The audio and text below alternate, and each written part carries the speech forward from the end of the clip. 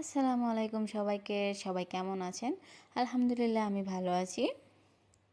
রোজার দিনগুলো আলহামদুলিল্লাহ আমার খুবই ভালো যাচ্ছে। আপনাদের কেমন যাচ্ছে অবশ্যই কিন্তু জানাবেন। ব্লগটা কিন্তু দুপুরের মাঝে মাঝে তার মানে বুটটা ভিজিয়ে দিয়েছি। সকালে মেয়েকে নাস্তা খাইয়েছিলাম, তো এখন মেয়ে বলতে ভাত খাবো। আর আমি ওকে সবসময় গরম গরম রান্না করে খাওয়াই। আমরা দুপুরে রান্না করি তখনই ও খাওয়াই, কিন্তু এখন তো আমরা খাই না। তো ওর কিছু সমস্যা হয়েছে, আমরা খাই না বলে ও খেতে চায় না। ওকে এখানে আমি খাইতে দিয়েছিলাম, সকালে খাইনি, গাখীর দিয়েছিলাম, গাখীরও তেমনই ছিল। পরে আমি ভাবলাম ভাতটা পট করে বসিয়ে দেই। ভাত বসিয়ে দিয়েছি, এদিকে আলু ভাজি বসিয়ে দিয়েছি। আজকের দুপুরে এটাই খাবে আর কি। ওর আলু ভাজার মধ্যে জাস্ট একটা আমান মরিচ দিয়ে দিয়েছি, যাতে অল্প ঝাল হয়। বেশি ঝাল হলে বাচ্চাগুলো এখন খাইতে পারবে না আর কি। যার জন্যে আপনাদের দিনগুলো কেমন যাচ্ছে অবশ্যই কিন্তু আমাকে জানাবেন। আর আমার শ্বশুরমশাই আমাকে মাঝে মাঝে টিস্কারি করে, বলে যে আমাদের বাচ্চা ছিল না, যে আমরা খাওয়াইনি। বাট আমি আমার বাচ্চার সাথে কোনো ধরনের রিস্ক নিতে চাই না। মনে হয় যে পুরনো খালে ওর পেটে অসুখ হবে, বায়ান হবে, তেন হবে, কারণ প্রথম বাচ্চা একটা অন্য টাইপের ফিলিংস থাকে, যার জন্য আমি অল্প কষ্ট হয়, তথাপি আমি ওই রকমই করি। ওর রুটিন ওয়াইজ ও সকাল ঘুম থেকে উঠে দুপুরে পরে এটা ঘুম থেকে উঠেছে খুবই খুশি। আর বহুত টাইম ঘুম পারলে এমনি খুশি হয় ও।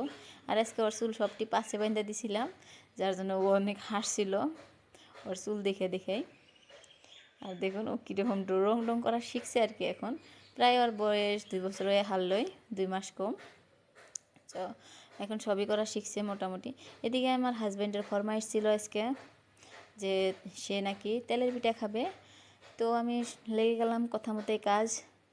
গুঁড়া চাল ভিজিয়েছিলাম, পরে আমি গুঁড়াটা কুটে নিলাম, কিন্তু আটাটা আমি মাখবো না, আমার শাশুড়ি মাকে দিয়ে মাখাবো। তার মানে আমার শাশুড়ি মা হাত দিয়ে মাখে, খুব সুন্দর হয় আটাটা, আর ভালো লাগে খেতে। আর তার ছেলে মেয়ের জন্য আসলে আমি মনে করি কি, আমি তো সারা জীবনই খাওয়াবো তার ছেলেকে, বাট সে আর কতদিন খাওয়াবে। মায়ের হাতের রান্না সবই মিস করি, কিন্তু আমি চেষ্টা করি যে আমি সব কিছু গুছিয়ে দিব, তার হাতের অল্প ছোঁয়া হলেই তার মানে ভালো হয় বস্তুটা। এদিকে মা আমাকে বলছিল একটা লাউ তুলে নিয়ে আসো, আজকের রাতে সেহরির জন্য লাউ রান্না করব। মানে আব্বা বলছে মাছ আনবে, সো লাউটাই রান্না করব আর কি। আমি বহুত কয়টা লাউ দেখছি, এদিকে বহুত লাউ ছিল, ভিতরে ভিতরেও ছিল জানলার উপরে, তার মানে যে এইরকম করে বসে। এদিকে মা আমাকে বারবার বলছিল একটা কিন্তু বস রাখছি বড়, বেশি রাখবে, তার মানে সেটা তুলো না, কিন্তু বাকি সব তুলতে পারবে, বড়ই হয়েছে মোটামুটি। তো আমি ভাবলাম না ভাই, রিস্ক নেওয়ার দরকার নাই, কোনটা আবার লাগছে বস, আমাকে যেটা উঠালে আর কাল পারবে, কোনো দরকার নাই রিস্ক নেওয়ার। আমি সামনে যেটা ছিল বড় সেটাই তুলে নিয়েছি। মাকে আমি এদিকে এনে দেখাইছিলাম, মা এটা তুলছি, মাকে হবে আর কি, কোনো সমস্যা নাই। পরে আমি এগুলো রেখে মা আমাকে এর মধ্যে বলছিল যে এত ছোটোটা তুলছো, বড়োটা তুলতে। বললাম যে ওইটা যদি বস হইতো তুমি তো আমাকে বকতা। সে তা নয়, কিন্তু তুলতে পারতা আর কি, মা আমাকে বলছিল। পরে আমি মাকে বললাম থাক এগুলো বাদ দিয়ে তুমি এখন গুঁড়াটা মিক্স করে দাও। এদিকে মা কিন্তু চালের গুঁড়ি যেটাখানি নেবে, তাতে কম পরিমাণে অল্প চিনি নেবে, আর তাতে কম পরিমাণে নেবে মিঠাইটা অল্প বেশি নেবে, চিনির পরিমাণ কম রাখে। আর মা সবসময় এর মধ্যে সোডা দেয়, বেকিং সোডা যেটা সেটা দেয়। খুবই মজা হয় পিঠা খেতে, কারণ পিঠাটা ফুলে কিন্তু ভিতরে কমপ্লিটলি পুর থাকে, খুব মজাদার পিঠা হয় আর কি। পিঠাটা কিন্তু আমিই ভাজবো। আর গুলে দিচ্ছে আমার শাশুড়ি। লাউটা যে নিয়ে আসলাম, ওই লাউটা দিয়ে আজকে রান্না করবো আমি পুঁটি মাছ দিয়ে, দেশি চাইনিজ পুঁটি কয় এটা, বড় সাইজের এসে অল্প। আর শোল মাছ রান্না করব, এমনি রান্না করব আর কি, আগারেতে খাওয়ার জন্য।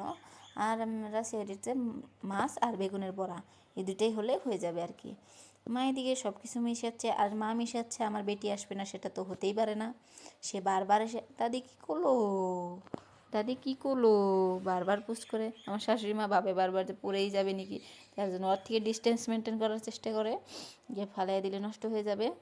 ওটাই যারাকে বলছিল বারবার যে সরো, অল্প ফাঁকে যাও, বাট ও কোথায় যাবে আর ফাঁকে, ও ওর দাদি জেনে থাকবে, ওখানেই থাকবে, এইরকম আর কি। কত সময় ওর দাদি বলে যে তুমি দূরে যাবা না, কোথায় যাব, ওই রকম করে আর বলে আর কি। এদিকে মা অল্প অল্প করে চালের গুঁড়ি নিচ্ছে, অল্প অল্প পানি নিচ্ছে, আর অল্প অল্প করে চিনি আর নিয়ে মিশাইছি কিন্তু। এদিকে আমার মেয়ে পান্ডা গাড়িতে খেলছিল, তো বারবার এখানে আসে, বারবার মার সাথে তার মানে লাগে। মা তো কত সময় রাগ করে, রোজা থাকে আসলে। এখন মার ডায়াবেটিসের জন্য অল্প খিটখিটে হয়ে যায়, কোনো কোনো সমস্যা নাই। ওর দাদির সাথে ওর এটা একটা মহব্বতের রিলেশন। তার মানে কি, আমরা যে সময় দেখিও ওদের, আমার মনে হয় যে আমরা কিছুই না, তার ছেলের থেকে তার নাতিনের জন্য বেশি দরদ। এটা কিন্তু আমি জানি না কার কার সাথে হয়েছে। সে আমার মেয়ের জন্য আমাকে বকে, এইরকম একটা কাণ্ড কারখানা বাড়িতে। কিন্তু আমি এটা খুব ভালো পাই, কারণ আমি আমার দাদিকে পাই নাই, দাদুকে পাই নাই, আমি সব মিস করি এগুলো। কিন্তু আমার মেয়ে আলহামদুলিল্লাহ পেয়েছে, আমি খুবই খুশি। তার জন্যে আপনারা সবাই আমার মেয়ের জন্য দোয়া করবেন, আর আমার শাশুড়ি মার জন্য দোয়া করবেন, সে খুব ভালো মানুষ। এদিকে মা এগুলো কোটা শেষ হয়ে গেছে। এখন আমাকে বলছিল তুমি তেল গরম করে দাও, তেল গরম বসিয়ে দাও, আমার এতক্ষণে গোলা হয়ে যাবে, প্রথম পিঠা যারাই খাবে। বললাম প্রথম পিঠার বাবা খাবে? না, প্রথম পিঠার যারাই খাবে। দেখছেন মহব্বত, কতটা মহব্বত থাকে তার নাতিনের জন্য। কোথাও যে থাকবার চায় না আসলে, কোনো সময় সমস্যা ক্রিয়েট হয়, যে ওই জন্য থাকতে হয় আর কি। নয় যারা থেকে কোথাও থাকতে চায় না। আর আমাকে তো বাবার বাড়িতে যাইতেই দেয় না, যারার জন্য এখন তো বলা শিখছে আরও নতুন করে, যে তুমি যাও, নাতিনকে থুয়ে যাও। এই জন্য আর আমার কি যাওয়াই হয় না আর বেশি।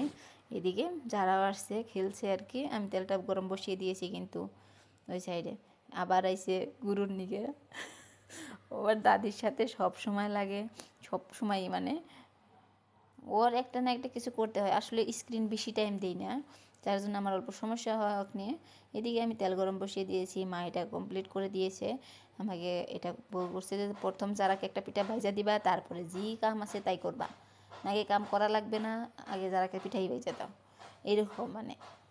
আর আমার শাশুড়ি আমাকে বেশিরভাগ কাম করতে দেয় না, এটাই কারণ যে যারা যাতে দুঃখ না পায়, কষ্ট না পায়, কাম কম করো, যারা কেয়ার করো, এরকম।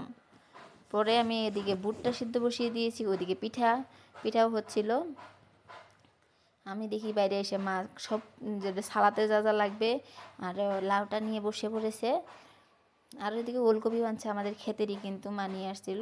আর পিঠা দেখেন কত হয়েছে, কিন্তু একদম আমি বহুত কটা পিঠা বানাইছি, পার মাসের 2-3টা করে হিসাব করে বানাইছি, যে অত বানাবো না, কালকে আবার বানাবো। ওগুলা থাকলে তার মানে ফ্রিজে রেখে দেবো। যারা ইতিমধ্যে 2টা পিঠা খাইছে, ওর দাদি তো দেখে খুবই খুশি।